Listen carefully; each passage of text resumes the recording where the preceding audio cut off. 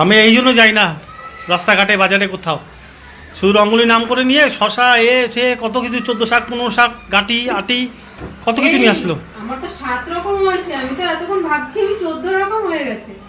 না তুমি দেখো 7 রকম হয়েছে আর 14 রকম খেতে হয়। যা হয়েছে তাই। গেছিলাম শুধু মেয়ের জন্য রঙ্গলি কিনতে। আমি ভাবলাম শাক আবার কোথা দিয়ে খুঁজবো না খুঁজবো, এখানে শাক খুঁজে খুঁজে পাবো না, তাই ভাবলাম চোখের সামনে যেগুলো পড়বে আপাতত সেগুলো নিয়ে 2-3 রকম, মানে এখানে আছে 3-4 রকমের শাক আছে। এই দুটো দুটো করে পাতা, ভিকারির মধ্যে দুটো দুটো করে পাতা নিয়েছি যাতে মানে পড়ার সমস্যা না হয়। আর আছে ফ্রিজে 3 রকম 4 রকম আছে, তার মানে এখনো 7 রকম নিতে হবে। নিয়েছি। টমেটো তো ঘরে দরকার ছিল বলো সবজিতে। আর গাটি মেয়েও ভালোবাসে খেতে, আমিও ভালোবাসি খেতে, তাই গাটি নিয়েছি। আর শশা ছাড়া তো চলে না, শশাতে সবসময় দরকার, তাই কটা শশা নিয়েছি ব্যাস। আমি তো আমার কসমেটিক কিংবা অন্য কিছুতে সেরকম একটা কিনে নিই না, আমি বলতে পারবো না যে আমি বাজে খরচা করেছি।